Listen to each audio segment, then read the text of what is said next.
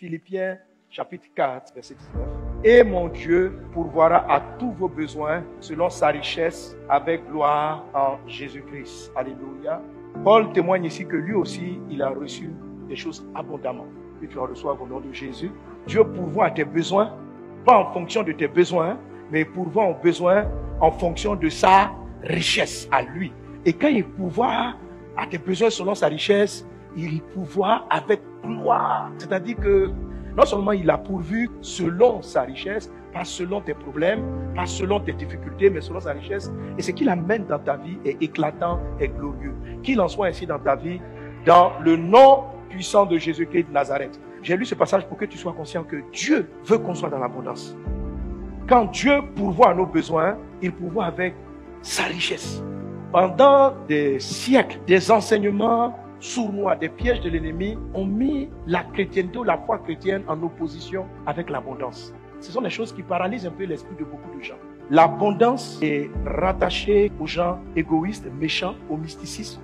Et c'est comme si un chrétien qui vit l'abondance systématiquement dans la conscience ou dans le subconscient de beaucoup de croyants, il y a quelque chose qui ne va pas dans sa vie. C'est-à-dire lorsqu'on voit quelqu'un qui a plusieurs maisons, qui a beaucoup de choses, les autres chrétiens disent ça, il n'est pas très clair. C'est-à-dire dans leur esprit, Dieu et puis beaucoup là, ça ne va pas ensemble. Les gens ne le disent pas, mais beaucoup de gens le pensent. C'est-à-dire que si on fouille ta vie, on va voir quelque chose qui ne va pas. Parce que abondance et Dieu ne vont pas ensemble.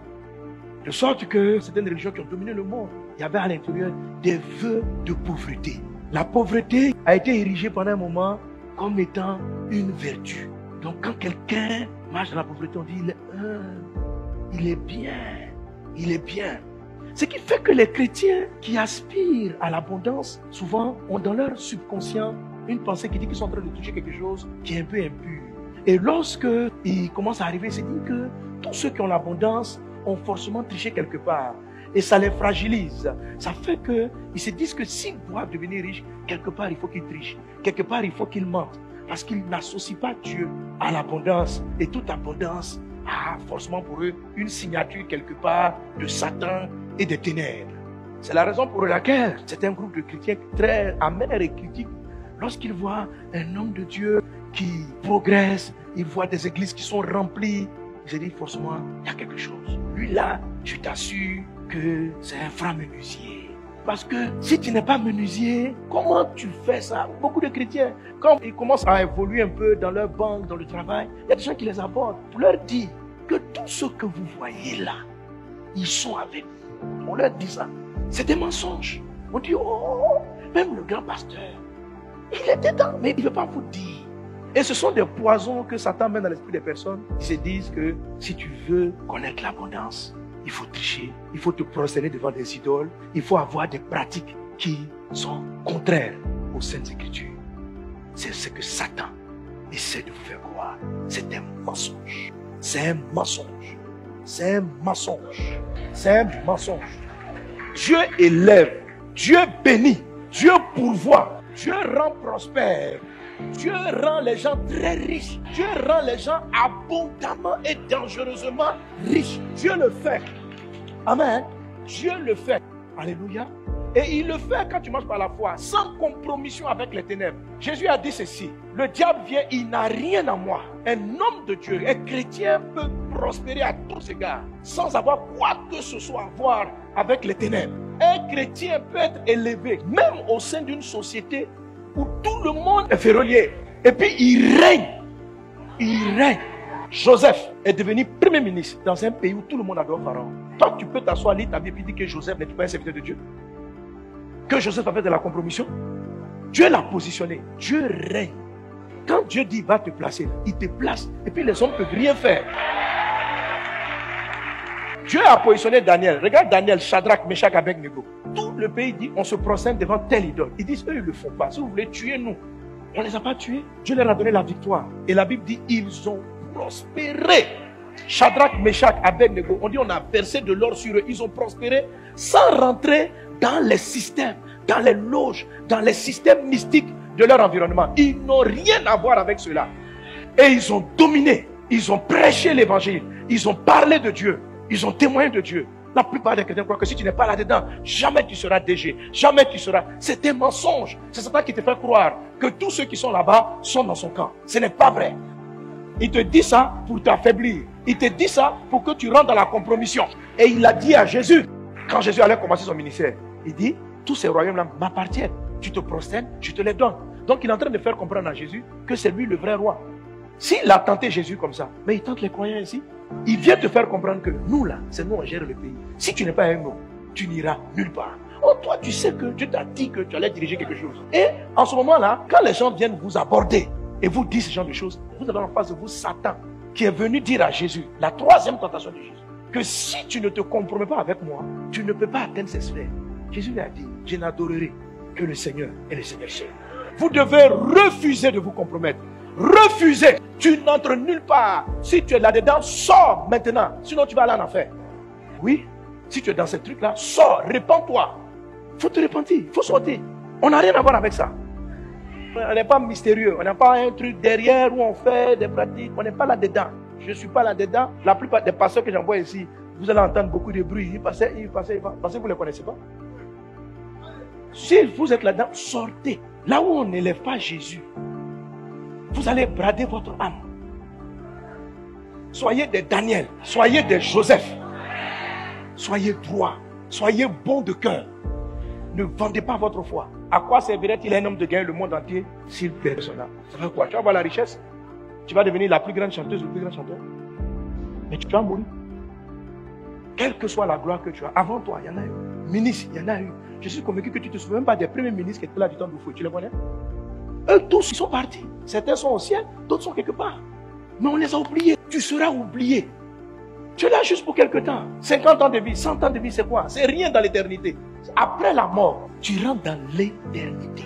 Donc, à cause d'une gloire, d'avoir une grosse voiture, tu vas vendre ton éternité. Mais tu es malheureux. Tu es malheureux. Tu es malheureux. Qu'y a-t-il entre la lumière et les ténèbres? Qu'y a-t-il? Qu'y a-t-il? Il n'y a pas de lien. Il n'y a pas de lien. Pas de compromission. Tu es dans l'évangile. Tu prêches Jésus. Tu ne fais rien derrière les rideaux. Derrière les rideaux, tu ressembles à ce que tu fais en face. Tu pries Jésus. Tu prêches Jésus. Tu vis Jésus. Tu vis ta Bible dans ta maison, avec ta femme, avec tes enfants, dans ton lieu de travail, dans tous les domaines. Ne vous laissez pas séduire par la gloire passagère. Ne vous laissez pas séduire. Ne vous laissez pas séduire. Les gens vont vous intimider, vous dire que non, si tu ne veux pas, ils vont te renvoyer. Reste calme. Reste calme. Cherche Jésus. Tu vas voir ce qui va se passer. Tu vas voir que Dieu règne sur le règne des humains. Satan fonctionne par la peur. Il t'effraie. Tu vas prospérer. Tu vas toucher les nations sans te compromettre. C'est ces compromissions-là qui ont amené la mort spirituelle dans les églises. Dans le secret. Apparemment, les gens sont là devant. Ils ne vivent pas la vie de Dieu. Je t'en supplie, vis la vie de Dieu. Et même si pour ça tu devais perdre tout l'argent et tous les postes, vis la vie de Dieu. Il est préférable d'aller au ciel pauvre que d'aller en enfer avec tout l'or du monde qui ne va pas t'accompagner dans ton tombeau. Toutes tes maîtresses ne vont pas aller avec toi. Tu vas aller seul, on va t'entraîner. Tes copains, tes aventures, tu vas mourir comme ça. Hein? On va t'enterrer. C'est fini. C'est fini. Quand ça vous blague là, il te fait croire que tu es éternel. En fin d'année dernière, j'étais beaucoup éprouvé comme ça. Les amis ont rigné, et puis le lendemain, petite crise.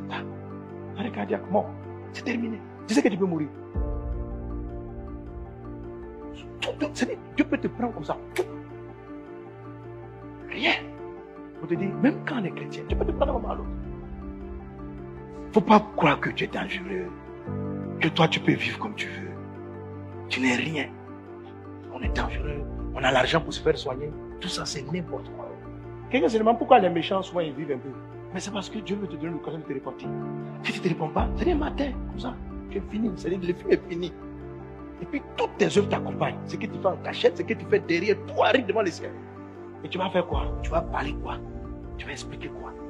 Sauvez vos âmes. Marchez avec Jésus. Il est mort pour pardonner nos péchés, pour effacer nos péchés. Il faut croire. On est tous des pécheurs à qui tu as fait grâce. Mais quand tu as reçu la grâce, marche dans la grâce, marche dans la faveur, crois en lui, vis ta foi. Mais je te dis, qu'en Christ, il y a l'abondance. En Christ, il y a la prospérité. Dieu bénit, Dieu pourvoit, sans compromission. Dieu m'est témoin. Voilà, je n'ai pas de compromission. Je ne suis pas quelque part. Je suis en Christ seulement. Si quelqu'un te dit ça, je me tiens ici, je dis il ment. Et puis j'affirme et j'atteste que ceux qui font des pratiques derrière ne sont pas sauvés. Voilà. Amen. Et ils doivent marcher avec Jésus. Aucune compromission. Quand je prie pour que les malades soient guéris, je prie Jésus. Il n'y a rien. Je prie Jésus, je crois dans la parole et ça fonctionne. C'est de ça que je vais te parler. Comment on prie et puis on a l'abondance. Quel est mon secret de la prière? C'est plus puissant que tout ce que nous avons fait. C'est plus puissant. C'est plus puissant. Un verset encore pour te confirmer combien l'abondance. Jean chapitre 10, verset 10. Le voleur ne vient que pour dérober, égorger et détruire. Moi, je suis venu afin que les brebis aient la vie et qu'elles soient dans l'abondance. Ça, c'est Jésus. Donc, il y a des chrétiens qui ont la vie, mais qui n'accomplissent pas la deuxième mission de Jésus.